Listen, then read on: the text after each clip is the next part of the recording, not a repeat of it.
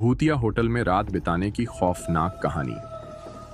ये कहानी है एक युवा लड़के अर्जुन की, जो एक उत्साही और साहसी व्यक्ति था। अर्जुन को हमेशा से रहस्यमय और खौफनाक घटनाओं में दिलचस्पी थी। एक दिन वह अपनी दोस्त नेहा के साथ ट्रिप पर निकला। उनकी यात्रा एक पुरानी और अजनबी जगह की ओर मुड़ी, जहां पर उन्हें एक होटल मिला, शिवपुरी होटल।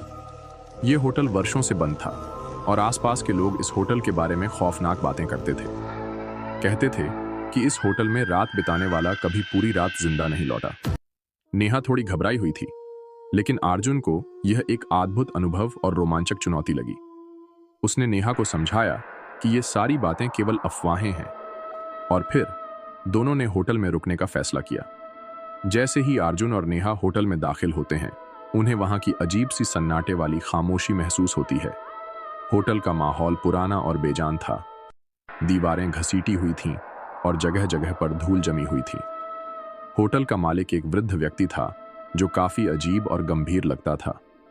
वह दोनों को चुपचाप कमरे की चाबी दे देता है और धीमे से कहता है, यहां रहना आसान नहीं है। बहुत से लोग आए, लेकिन कोई नहीं बच पाया। अर्जुन और नेहा थोड़ी देर तक होटल के अंदर घूमते हैं और कमरे में पहुंच जाते हैं। जैसे ही वे कमरे में घुसते हैं, अर्जुन ने देखा कि दीवारों पर कुछ खौफनाक चित्र बने हुए थे। कमरे में एक पुरानी सी खिड़की थी, जिसमें से एक ठंडी हवा बह रही थी। अर्जुन ने खिड़की बंद की, लेकिन फिर भी हवा की सिहरन बनी रही। फिर अचानक कमरे की लाइट झपकने लगती है। नेहा घबराई हुई कहती है, अर्जुन, यहाँ कुछ तो गलत है। ये होटल किसी भूतिया जगह से कम नहीं लग रहा। अर्जुन हंसते हुए जवाब देता है, यह सब सिर्फ हमारे दिमाग का खेल है नेहा। लेकिन तभी कमरे की एक दीवार पर एक अजीब सी छाया चलती हुई दिखाई देती है। ये किसी इंसान की नहीं, बल्कि एक महिला की छाया थी। नेहा चिल्लाती है और कमरे का दरवाजा खोलने की कोशिश करती है, लेकिन दरवाजा खुलता नहीं है। रात का समय था और होटल में सन्नाटा छाया हुआ था। तभी अर्जुन को हल्की सी खांसने की आवाज सुनाई देती है। वह जांच करने के लिए बाहर निकलता है, लेकिन वहां कोई नहीं दिखता। तभी उसे सामने की गैलरी में एक धुंधली सी महिला की आकृति दिखती है। उसकी आंखें जलती हुई लग रही थीं और उसके चेहरे पर आग के निशान थे। यह देखकर अर्जुन का दिल अचानक से दौड़ने लगता है। क्या तुमने यह देखा नेहा? अर्जुन घबराए हुए स्वर में कहता है। नेहा डरते हुए जवाब देती है, हाँ, मैंने देखा। वह कोई औरत थी और उसकी आंखों में कुछ बहुत ही खौफनाक था। उसी समय होटल का मालिक उन्हें चेतावनी देता है, यह होटल अपनी एक काली कहानी को समेटे हुए है।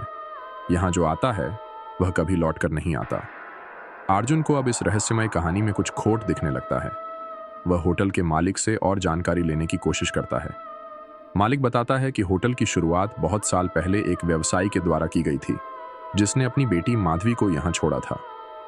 माधवी की आत्मा आज भी होटल में बसी हुई है और वह हर रात किसी न किसी को अपनी आग में जलकर मरे हुए इंसान की तरह दिखती है।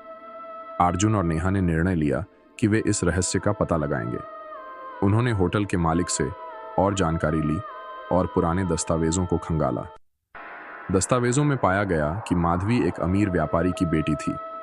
वह एक गरीब लड़के से प्यार करती थी, लेकिन उसके प्रेमी ने उसे धोखा दे दिया और वह मानसिक रूप से परेशान हो गई। उसकी मौत एक रहस्यमय आग में हुई थी, जिसे आत्महत्या माना गया।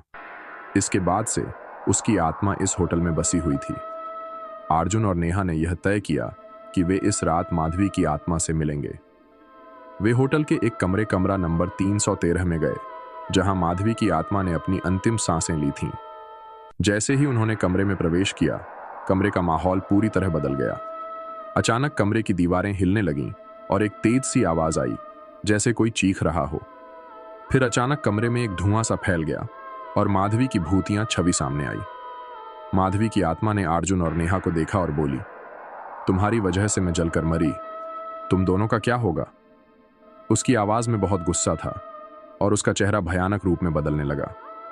अर्जुन और नेहा डर के मारे कांपने लगे, लेकिन अर्जुन ने हिम्मत नहीं हारी। उसने माधवी से कहा, हमने तुम्हारे साथ जो हुआ उसे समझा और हम तुम्हारी मदद करना चाहते हैं।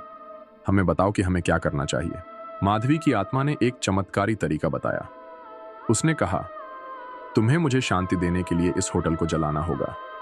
जब तक यह होटल जल नहीं जाएगा, मैं शांति से नहीं जा सकूंगी। अर्जुन और नेहा ने यह निर्णय लिया कि वे माधवी की आत्मा को शांति देंगे, लेकिन होटल को आग लगाना आसान नहीं था। दोनों ने मिलकर एक योजना बनाई जिसमें उन्हें होटल के मुख्य कक्ष को जलाना था। जैसे ही उन्होंने आग लगाई, एक चमत्कारी घटना घटी। होटल की दीवारों में अचानक से एक रोशनी की चमक आई और माधवी की आत्मा ने अर्जुन को धन्यवाद दिया। वह अपनी अंतिम सांस छोड़ती हुई शांत हो गई और उसकी आत्मा मुक्त हो गई। जैसे ही होटल जलने लगा, एक विशाल धुआं और रोशनी फैलने लगी। अचानक होटल गायब हो गया।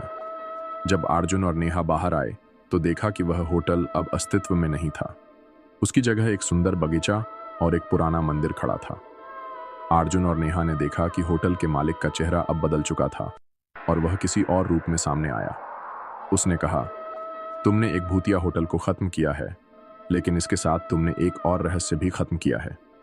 नेहा ने पूछा, यह क्या हुआ?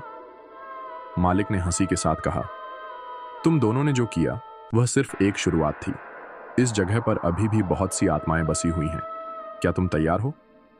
अर्जुन और नेहा ने देखा कि वह व्यक्ति किसी और का रूप था और यह एक नई शुरुआत का संकेत था। दोस्तों, एक कहानी का पहला पार्ट था। दूसरे पार्ट को देखने के लिए वीडियो को लाइक करके चैनल को सब्सक्राइब कर दीजिए और कमेंट में बताइए कहानी कैसा लगा